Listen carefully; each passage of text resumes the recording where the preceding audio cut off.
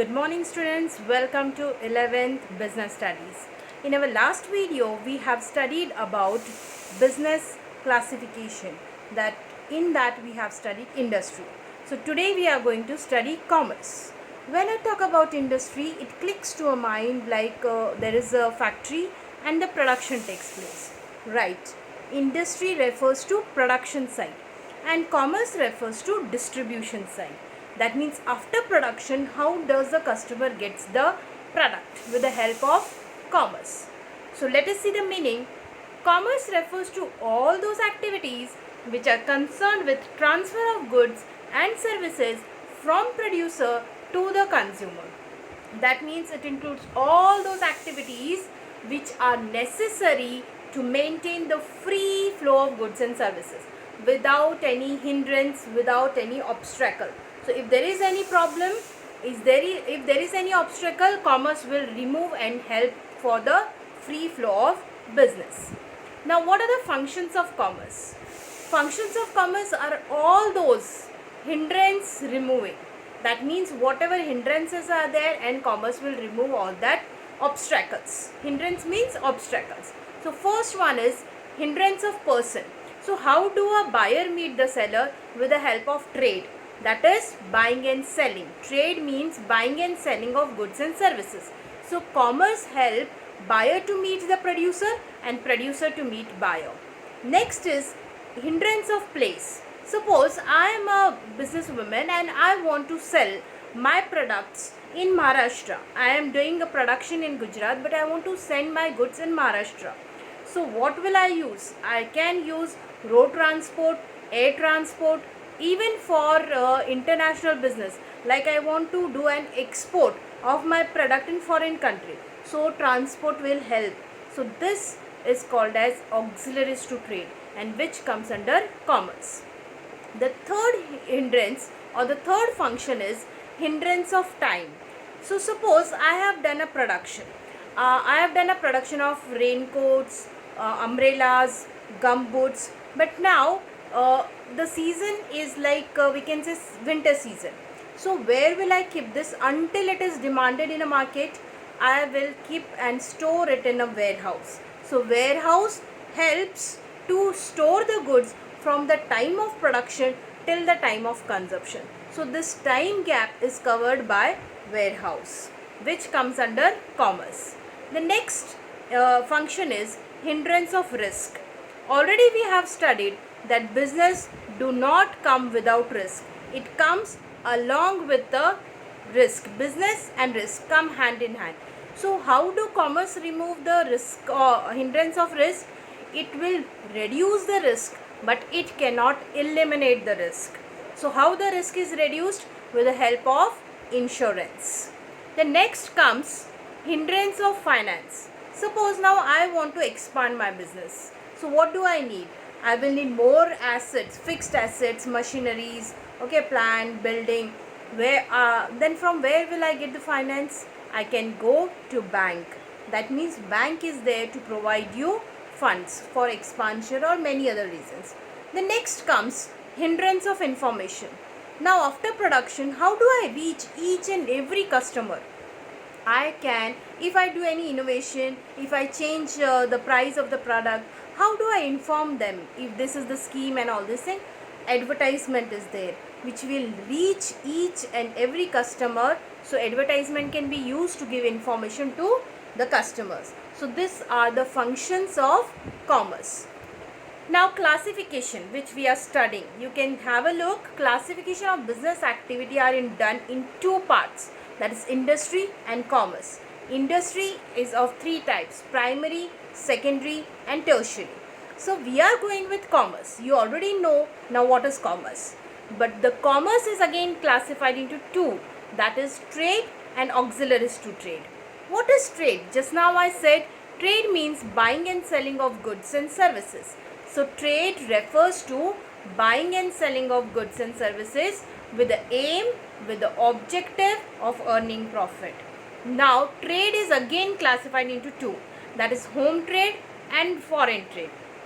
Home trade means which is done within the country, inside the country, and foreign trade which is done with the foreign companies, that means outside the country. So it is also called as home trade, internal trade, and foreign trade is also called as external trade. Home trade, so what type of trade can be done inside the country? Wholesale trade and retail trade. You know the channel of distribution. Producer, manufacturer gives to wholesaler, wholesaler give the goods to retailer, and retailer gives it to ultimate consumer. So who is the wholesaler? Let us have a look. Wholesale trade refers to buying and selling of goods in large quantity. From where they buy? From the manufacturer, from the producer. A wholesaler buy goods in large quantity and then sell it to the other dealers. Who are these other dealers? Retailers. And he is a connecting link, or he is a middleman between the producer and retailer. Okay, and the person who do this trade, wholesale trade, is called as wholesaler. Now after purchasing goods from manufacturer, what does a wholesaler do? It gives to retailer. Retailer is a person whom you can see nearby your shops. He is in a residential areas, so that he can meet customers and give them in a smaller quantity. So retail trade refers to buying and selling of goods and services in small quantities and sell them to ultimate consumer. So retailer is a link between wholesaler and consumer. So I think I am clear with internal trade, that is external, that is home trade, and which is classified into two, wholesale trade and retail trade. Now let us move towards external trade, which is within the two countries. So it is also called as foreign trade.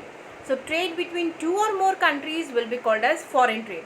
It is classified into three categories, that is import, export and interport. Import means when we purchase good from another country and bring it in our country. For example, if India purchase goods from America, that is import trade. If India sell goods to America, that is export. When goods come in the country, that is import. When goods go outside the country, that is export trade. Now the third one, what is interport? It includes both, that is import and export. For example, Indian firm may import some goods from America and does a processing on it and then sell it to Nepal. That means we do import, do a processing and then do an export. That is called as interport. Now let us move towards auxiliaries to trade, which is also called as aid to trade. You already know first aid, who helps you to reach to the doctor. Similar way, all these facilities which trade is providing you, why it is said auxiliaries to trade or aid to trade? Because it helps to run the business smoothly without any problem. So first one is transport and communication. We already studied in the features of commerce. So transport, the production place is different and the consumption place is different. How do we get the goods at the place where we want? Like for example, if we go in mall, we get the apples which are produced in Kashmir. We get many things which are being manufactured in foreign countries. So how do we get it here? With the help of transport. And even communication is very important aid to trade. The communication service of postal services, then telephone, fax, internet, all these facilities are also provided by commerce. So there will be no hindrance. Next, banking and finance is there to provide you fund to purchase raw material, even to purchase assets, or to provide you day-to-day working capital. Then again, commerce is giving you insurance to reduce the risk. You cannot eliminate the risk, but if you have stored the goods in warehouse, so you can make an insurance. And suppose if it is in transit, that means it's going from Gujarat to Maharashtra. So even during transit, you can make an insurance. Even if you are sending goods by ship, by air to foreign countries, still you can make an insurance. And even insurance can be done against fire, natural calamities, so you can reduce the risk. Next comes warehouse. Already we had a very good example. Warehouse, it reduces the time gap from the production till consumption. That means if you want to sell your product in future, you can store right now in the warehouse. So it will provide you time utility. Next comes advertisement, to reach to the customer and make an impression of your product and to attract more and more customer.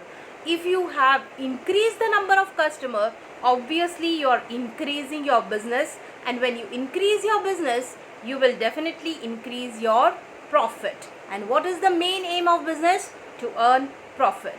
So this is what we have learned today about commerce, that is trade and aid to trade. Keep on learning. Thank you.